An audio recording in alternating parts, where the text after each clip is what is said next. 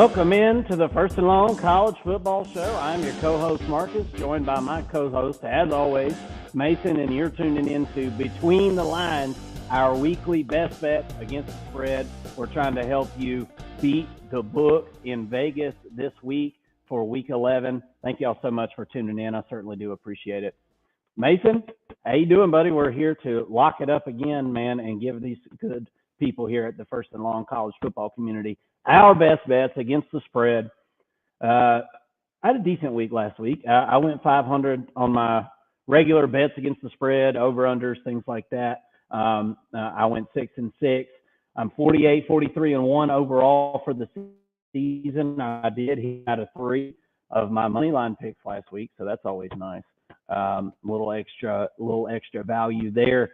We always try to give you guys at least one pick on the money line every week that is positive money, right? Plus money. We try to do that every single week, and have had a lot of success doing that. We're right around 40%, I think, as a group here, hitting some money lines, something like that, 40, 35%. That's good stuff with the plus money. Mason, how you doing this week, man? Here we go, Week 11. It's hard to believe that it's already here. Yeah, hard to believe. This week I'm once again trying to overcome some losses. It's been a tough little run here as of late. 3 weeks in a row, I'm below 500. 4-8 last week. What was I? 3-1 on the money lines. That was good for plus 4.1 units. So again, money lines have been really strong for me, but it's been completely offset by the fact that my picks have been kind of terrible. Overall, I'm still sitting all right. Especially since on some of these bets that I have hit on, I've bet multiple units. So overall, I'm still positive. But as far as my actual best bets, I am negative 12. So I don't have 12 picks. I can't make all that up in 1 week. I'm not planning on it. But I do have about 9 picks for y'all.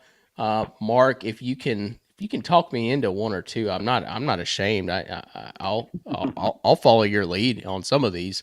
But it's going to be strictly vibes picks this week, y'all. I'll be honest with you. I did not have much time to look into this.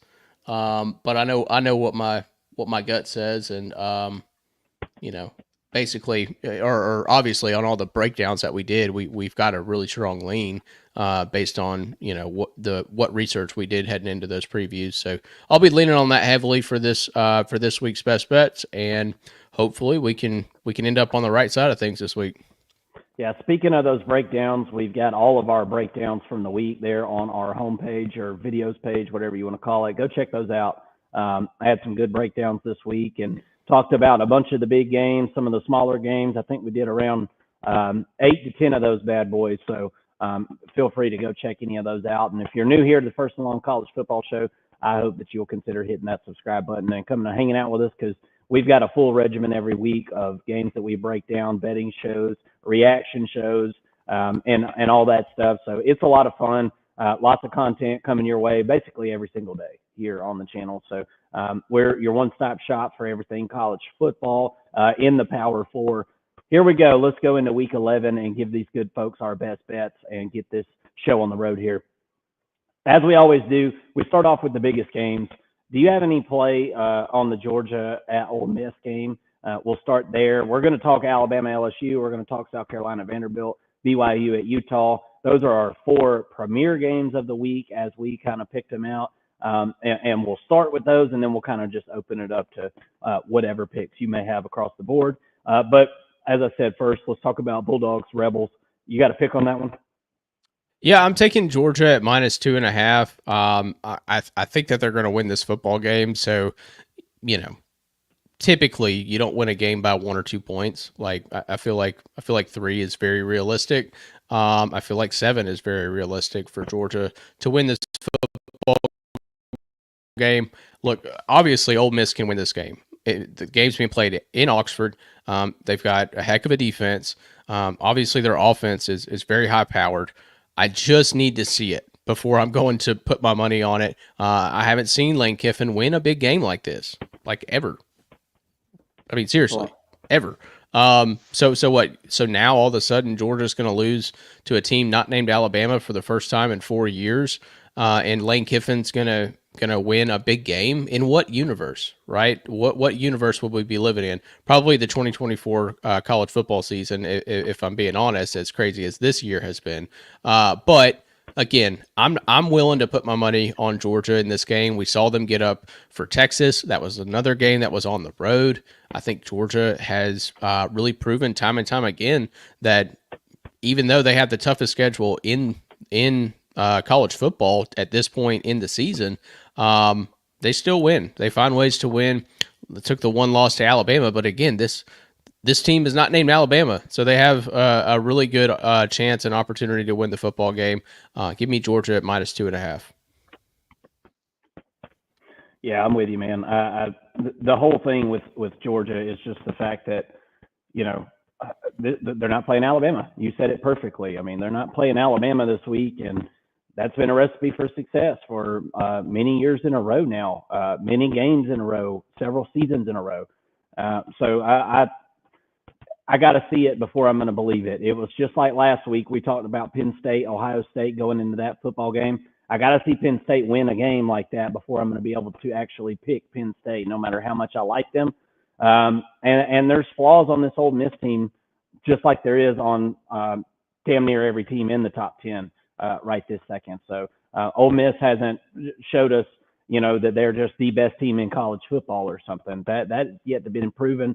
They've already lost 2 games this season. Their back's absolutely up against the wall here. And Kirby's got a really, really good track record of getting this Georgia Bulldogs team ready for big games just like this one. I'm playing the under in this one, Mason. The over-under was set at 55. I'm seeing projections on the score that are just through the roof on this football game. There's been some rumors and some talks, the weatherman rumors about some rain in this game. And obviously, I think the rain would have an impact on the total in this game. I think that goes in Georgia's favor, although I'm not betting a side here. I'm betting a total. So even without the rain, I still like the under 55 here. Georgia hasn't been this just blow you away offense this season. Now, had Georgia limited just half of their turnovers this season, they probably would be the number 1 offense in the country right now, Mason. I mean, I'm just at least passing wise. And Georgia has stubbed their toe with turnovers over and over and over this season.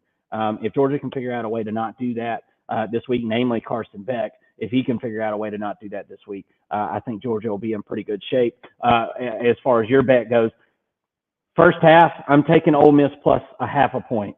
I feel like that's easy money here. Georgia has not been good in the first half, has went into halftime, losing the game several times over the last couple of years. And Georgia just has not come out in the first half of any football game lately and just put it on an opponent. Georgia has been a second half team. Like I said, it's been going on multiple seasons now. So give me Ole Miss in the first half plus half a point. I think Ole Miss can go to halftime with the lead. And then the total overall for the first half is set at 27.5. I'm going to go under on that as well. I really feel good about the under in this game. So I'm taking first half under, I'm taking the total under, and I'm taking Ole Miss first half plus half a point. That's a mouthful. I've got 3 picks on this football game. Look, I really honestly just feel that there's not a lot of games I feel good about betting on this week. And this is one that I feel good about. So why try to stick my nose into something that I don't know anything about? This game is one of the ones that I know the most about. And I feel like I know a lot more about this game than a lot of bettors do with the 2 teams that are in it. So I'm going to trust my gut here, and I feel pretty good about these picks. I know I can hit at least 2 out of 3 of these.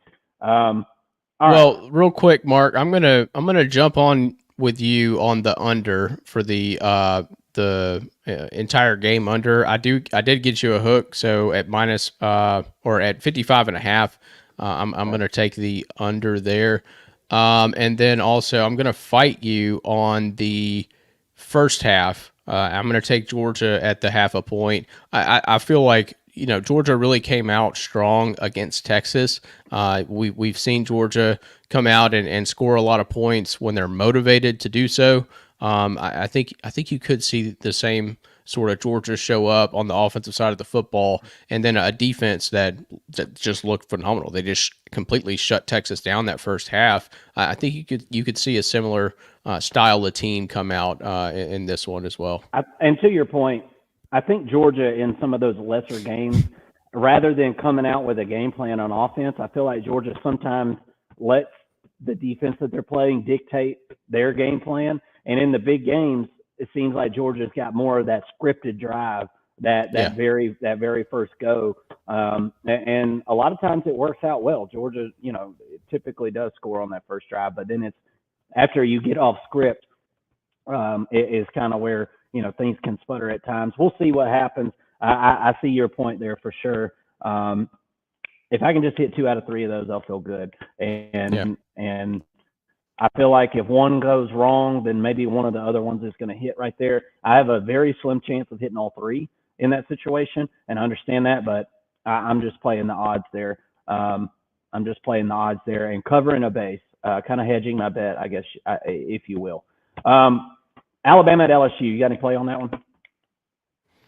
I do. I am taking Alabama in the first half at -0.5 point. I think Jalen Milroe is going to be healthy in this game, healthier than he's been in a long time. And if he is able to go and he's able to run on this LSU defense, I think it's going to take a little while for Blake Baker and company to make the adjustments necessary to keep them in this football game. And I think that there is kind of a chance that Alabama kind of runs away with this one in some way.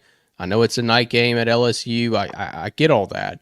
But I also have seen Nussmeier make a fourth quarter comeback, right? I've seen LSU just kind of win from for the full 60 minutes as well. But to me, if LSU is going to win this football game, I think it's a fourth quarter drive to kick a field goal and win it by 2 points or 3 points or something like that, or an overtime win, something like that. I feel like Alabama is going to, coming off of a bye week, and we've seen Kalen DeBoer come into these big matchups with a really solid game plan up front. And at the beginning of the football game, we saw it against Georgia. We've seen it against other teams where they've come out and had a really good offensive script. And especially after a bye week, I think that they're going to come out in this first half and really be able to put up some points. And I think that their defense is playing well enough to hold LSU from being able to do the same. I'm on LSU side here. I like LSU +3. I feel like these two teams have played similarly tough schedules, right? I feel like these schedules are comparable. And all of the simulations that I've looked at, 10,000 game simulations, has got this thing at a pick 'em. And like I said, I feel I don't always go with these simulations. I don't always just put my whole trust in them, but whenever you've got two teams that I feel like have played evenly tough schedules, and there's not one team that's just played a whack ass schedule and one team that's played, an SEC schedule or something, then I feel like those things can be somewhat accurate. Everybody's talked all week about, I've seen multiple stories. LSU's got 12 players out. And then I go click on the thing, and it's a bunch of the same dudes that have been out for a while now. And everybody's, have you seen that this week? It's like clickbait or something. And I don't know. I just feel like the perception of the public is that Bama is going to win this football game. That's what I feel like the perception is. Obviously, I mean, that's what Vegas, they've got Bama as the 3-point favorite here. So I feel like I'm almost fading the public going LSU +3. I just don't think Alabama's that good this year, Mason. I that's kind of what I'm getting to. And if Alabama came in with the rushing attack that I know that they should have this season, I don't know why they don't. I can't figure that out. If they had that group that I thought they'd have in the preseason, this would be a no doubter, right? And maybe that's where this line comes from. But Alabama has not been near as good at running the football as what they should have been this season. And we'll see what happens in this one. LSU has given up a lot of explosive plays. Cole Adams has gone down for the season for Alabama. That's the number one punt returner. That's one of your receivers, kind of your possession receivers, I guess you will. So Ryan Williams going to be, I guess, returning some punts. I think to an Alabama fan and to a lot of people, I think that's like, ooh, Ryan Williams might run a punt back. He also might fumble. And so I think there's probably equal chance that he does either one, right?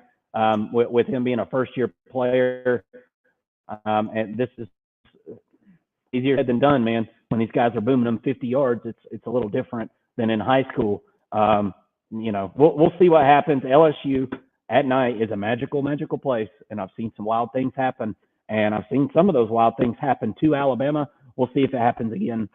See if lightning strikes the same place twice there in Death Valley in this big-time SEC rivalry. South Carolina at Vandy. You got to play on that one, man? I do. I'm taking South Carolina at minus half a point in the first quarter. These South Carolina teams here lately have been, or this South Carolina team here lately in these games have been starting really hot.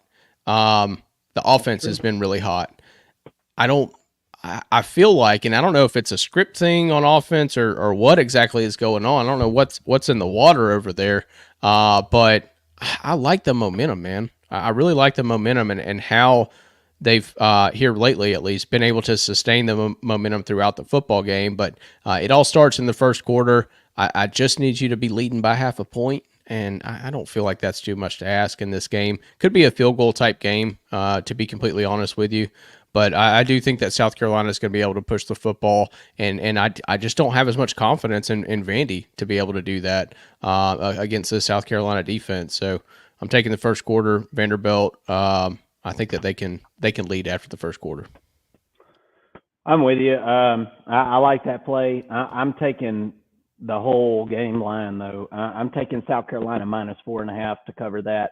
I see South Carolina as more a 6 to 7 point favorite in this football game is what I think they should be. I think there may be a point kind of cooked in there with it being on the road at Vandy. I don't think that matters worth a fart. And what home field advantage does Vandy have? Maybe a negative one. I don't know. Everybody's fan base loves to travel there. I know Vandy has been a great story this year, and I don't want to pick on Vandy. But this South Carolina defense is a little something different than what Vanderbilt has dealt with. And, this South Carolina defensive line has been underrated all season. And it hasn't been lost on me how good it is. It's been one of my favorite position groups, not only in the SEC to watch, but in the whole country to watch. I feel like not a lot of people have gotten a peep at South Carolina's defensive line, realizing just how good they are. It's going to be a really tough situation for Vandy to run the football in this one. Not to mention, you got to throw into that secondary for South Carolina. They'll turn the ball over on you real quick. And we just saw Vandy do that against Texas, right? They couldn't stop turning the ball over. Probably the reason they lost that game against Texas. I think South Carolina is a better matchup against Vandy than Texas is, and I think South Carolina is able to cover that 4.5. So give me minus 4.5 on the Gamecocks. The Holy War, my friend. BYU, it's the Bicycle College against the Utes. You got to play? I'm taking Utah. I'm leaning in with our preview yesterday and kind of the conclusion I had drawn going into that preview. And I like Isaac Wilson in this spot. I think that he's due for a couple of big plays in a game. He's a freshman. He's going to make some mistakes. You got to take the good with the bad. But he's also got big play potential And I think that we're due to see that. Him and Keithy have not quite been on the same page so far this year. I think that maybe that changes in this game. Also, I like what Utah's doing with Keithy in the run game, and I like the connection that Isaac Wilson has with his receivers as well. I think the offense gets going. We know that Utah is going to be really good on defense. They're a top 15 defense in the country. They just have to get a little bit of offense. The offense has cost them 4 games this year. They're sitting at 4-4. Defense is playing phenomenal. The defense is easily the best defense in the Big 12. BYU's is more reliant on the turnover, right, and reliant on poor quarterback play. Now you might get that out of Isaac Wilson. I'm kind of taking a bet on Isaac Wilson taking another step this week in a big moment, playing his brother's former team in BYU. It's a rivalry game. It's at Utah. A lot of things are favoring Utah in this game, and I think that there's a huge potential for an upset. Yeah, I think you're right. I don't think you're wrong at all. Utah was going to make it onto my money line. I'm not trying to do 4 money line picks. I already had 3 of them picked out. So what I did on this one, Mason, is I'm going to go over because I agree with you. I think Utah is set up here to have, and I'm not saying an offensive explosion on the field or anything, but I think Utah is set up to have a little bit better day than expected. Offensively, and therefore I think it's going to push this total over. We talked about it. The first team to 20 probably wins this game. I see this game maybe possibly going 24-21. The winner winning this thing. Either way, 3-point victory. Either way, I could easily see BYU winning this game for sure. With it being at Rice Eccles, I like your pick all that much more. But I'm going over 40.5 just on the expectation that Utah is going to come out to play in this holy war, in this rivalry game. Utah has won 9 out of the last 10 in this series, Mason. So It has been very one-sided as of late.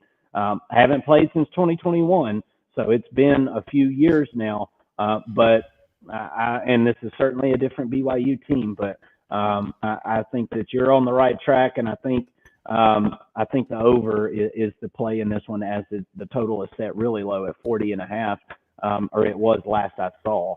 I'm going to jump on that with you. I had it written down and I kind of backed myself off of it, feeling like maybe I don't want to make 2 plays on this game. It might come back to bite me, but I'm going to jump since you're taking it. I think we're on the same vibe here, so I'm gonna go ahead and stick with that over, which is a play that I had in the preview as well.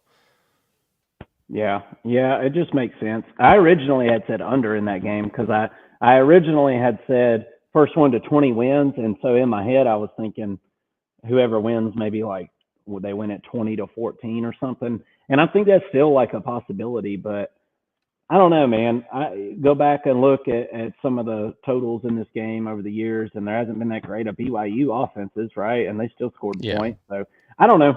This is a crazy series right here. There's been some crazy tight games, some unbelievable finishes in this series. This is going to be one that'll be on real late. So I guess as we're doing our overreaction show on Saturday night, this one will probably be on the TV, I'm guessing, because I think it doesn't start till like 10 o'clock or something like that.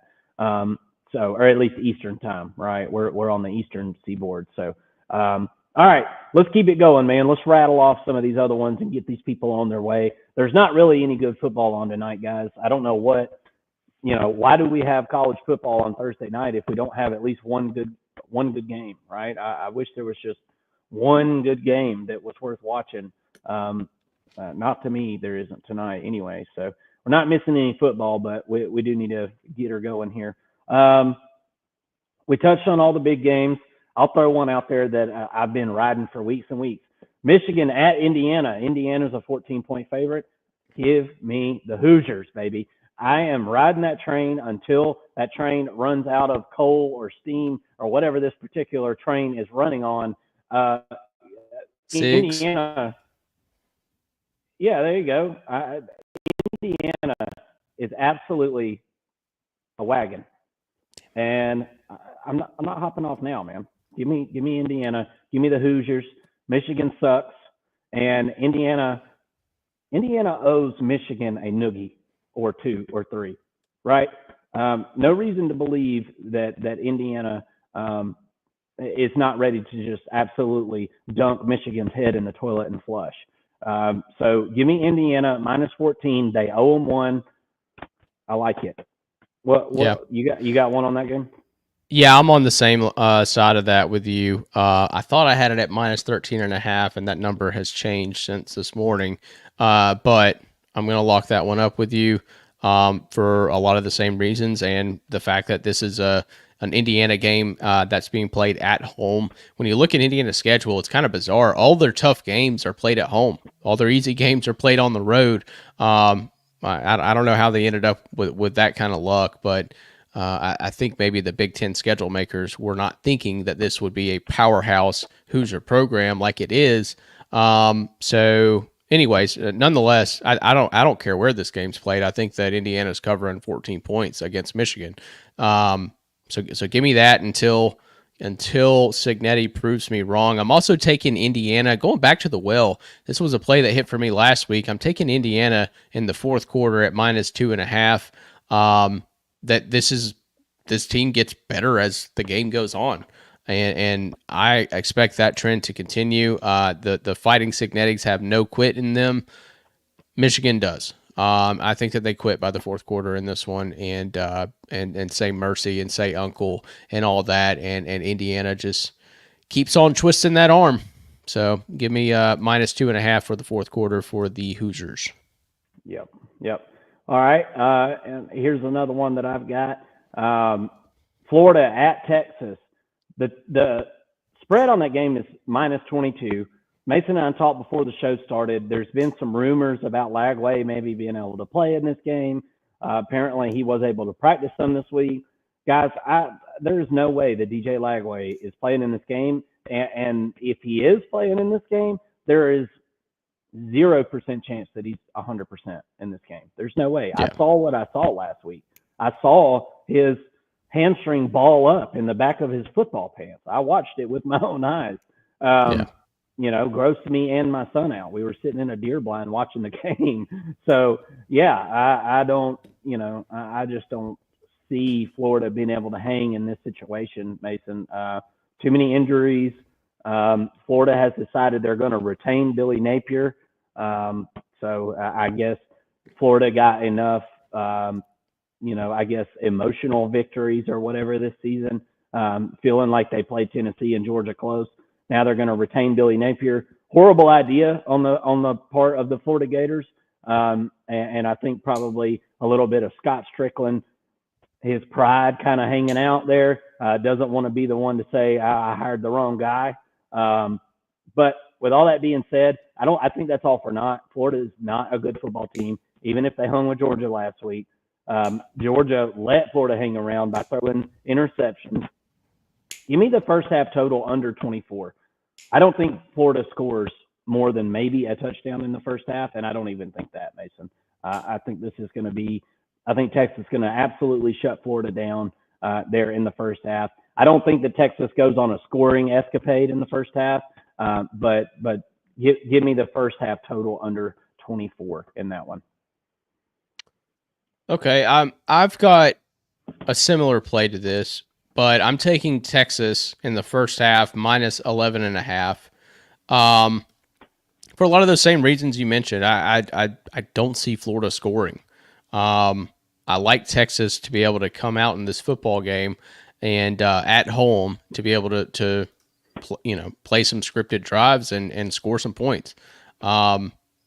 It's pretty simple to me. I saw what I saw with Florida last week against Georgia, which you could argue has a similar defense to Texas, and Florida had no ability to move the football. Once Lagway went out, that is. There's just nothing there. Montrell Johnson, if he plays in this game, he's not 100%. If Eugene Wilson plays in this game, he's not 100%. So a lot of the offensive weapons are just not there. Their defense is average. I feel like this is a big spot for Texas here in this game, especially considering that they've got Texas A&M at the end of the year, which is now a game that they could potentially lose. They got to have some style points somewhere because their schedule's awful. So where are you going to get those style points at? Yeah, I mean, you got to start somewhere. I think this week, I think Texas wins pretty big.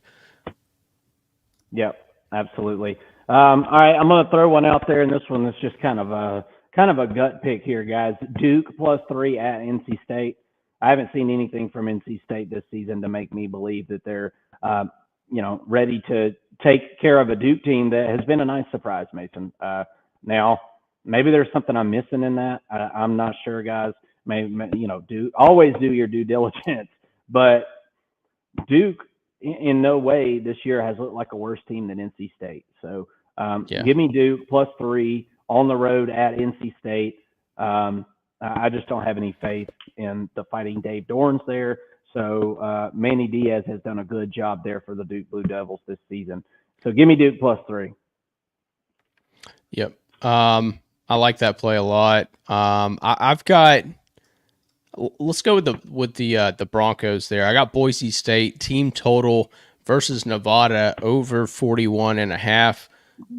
That's just not high enough. It's just not high enough for Genty and this bunch against a pretty bad Nevada defense. I think that Nevada as a team has been a little bit surprising this year, but Boise's just too good on offense. I think they're going to be able to put up 50 in this one. A lot of people thought that Nevada was better than what they are, actually, because of what happened in week 0 or week 1 against SMU. Mm-hmm. Nevada is, little do people know, over, I think it was 50 of their kids are brand new to that program, right? Mm-hmm. So it's unbelievable the amount of turnover that's happened there over the last couple of years. And so that's why everybody was so surprised when Nevada came out that first week against SMU and was able to hang. It really was pretty wild to watch. But now we look back at it, this SMU team we have now versus what we had in the beginning of the season is two totally different things. No doubt about it. All right. Iowa at UCLA +3. UCLA +3 in the first half. I think UCLA is playing some pretty good offense right now. Iowa is a really good running team. They like to run the football. Go figure, right? But they are really good at it. I think that's going to kick in more in the second half of this football game, though. I like UCLA to come out in the first half and be able to cover that +3. It's at UCLA, so you've got Iowa going all the way across the country here. That's not been a good recipe for teams traveling from obviously Iowa's not on the coast, but traveling to the West Coast. So UCLA, I should have bet on them last week, and maybe I'm a week too late on this, man. But I'm going to give it one more go. I think UCLA has got a chance to surprise Iowa here in this football game. Iowa at UCLA. Give me UCLA +3 in the first half. Yeah, I like the play. I considered this play and just taking Iowa with the points. My concern, or excuse me, taking UCLA in the points. My concern with this one is that it's weird. This is how weird the 2024 season has been. My concern is that Iowa is going to score too many points. They've been a really good offense here all of a sudden, put up over 40 last week. I'm a little bit concerned with that. I was actually considering the over in this game, which is crazy to say. I'm considering an Iowa over, but I was pretty close to doing that.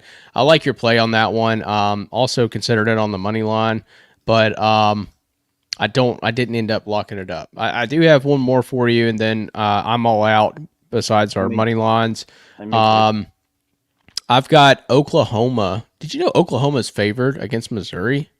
Isn't that weird?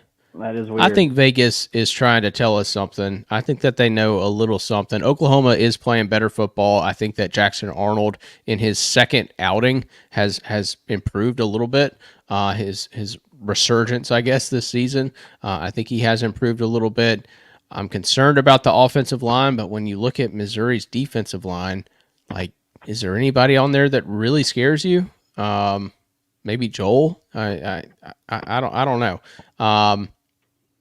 Give me Oklahoma to cover in this one at -2.5. I think that this is a good solid win for the Sooners, probably like the best win of the season, I would say, for them. Even though Missouri is a bit down, I think that this is one that they can go get and start feeling pretty good about themselves, at least a little bit, considering where they've been as like one of the worst teams in the SEC, beating up on Missouri. I think that would go a long way. Also, Missouri's offense is banged up and they're just not good right now. Going up against this OU defense, I think it's a good opportunity for the Sooners. Yeah, I think you're probably right, man. But I had Mizzou plus 129 written down on the money line, and I'm on the fence about it. I mean, I really am. Does Mizzou have one more push in them? You know, and furthermore, what is the total in this game, Mason? Do you happen to have it handy? Good Lord, that's got to be a low total. I'm not gonna mess with that football game actually, because something's funky. Something funky's going on. 41.5. 41.5. Yeah, that sounds about right. I mean, 41 is such a key number too. So, yeah, you know, maybe under. I would still lean under on that. Well, with it being a half point over the key number there, under would probably be the play. 41, 51, those are key numbers that are outcomes pretty often in college football. I'll lay off of that one. Here's my money lines, man, for the week. I've got LSU plus 125 hosting Bama. I've already put in a bet for LSU plus the points. And again, there's not a lot of picks that I'm in love with this week, so I'm having a double up on a couple of them. LSU's plus money though, man. Plus 125 at home at night in Death Valley. I'm going to eat that up every single time. Give me LSU plus 125. And then I've got Virginia plus 240 at Pitt. I think Virginia's got a decent chance. I've been saying Virginia's got a chance to be that snake in the grass and bite somebody. And I think Pitt might be that team. It might be time for the old wheels to fall right on off the wagon for Pitt. So give me Virginia plus 240 in that one. I like that play a lot. I really considered that. I'm going back to the Holy War, taking Utah.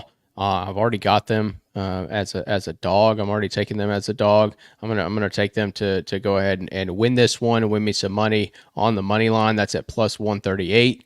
I've got Duke over NC State to kind of pair up with your Duke against the spread pick. That's at plus 130. And then I've got kind of a weak money line bet. I don't even really like to play this, but there just weren't many opportunities that I saw out there to cash in on. But I'm taking Syracuse at plus 105 over Boston College. This is too much of a Vegas reacting to what Syracuse did to Pitt, in my opinion, or what Pitt did to Syracuse, I should say. I know Boston College is decent. I feel like Syracuse is a better program at this point. If Kyle McCord kind of plays like he has for the majority of the year, I think that this one covers pretty easily. So give me Syracuse at plus 105. Yeah, I really considered that one as well. There was a complete jump off the Pitt movement right after, jump off the Syracuse movement after the Pitt game. And I'm not so sure that it was warranted necessarily. Syracuse, I don't think they were overrated. I think they were adequately rated, right? They're not a top end team, but they're certainly above the waterline. You know, they're above mediocre. So especially offensively. So yeah, as long as they don't turn the ball over a million times, they're going to be fine. Guys, that's it for Between the Lines this week. Certainly do appreciate all of y'all tuning in. We have to do this stuff on the fly a lot of times on Thursdays, and we certainly enjoy betting on all the games and coming and talking with you guys about it. Let us know in the comment section what you think about some of these picks and what are your best bets for the week. Thanks so much for watching First and Long College Football. I'm Marcus. That's Mason. We're signing out for the night. Good luck on your bets. this weekend. Don't forget to join us. Be about 11:30 p.m. on Saturday night. God forbid, we go into overtime in one of the big games there at night in the nightcap. We'll see you here on the First and Long College Football Show. Thanks so much.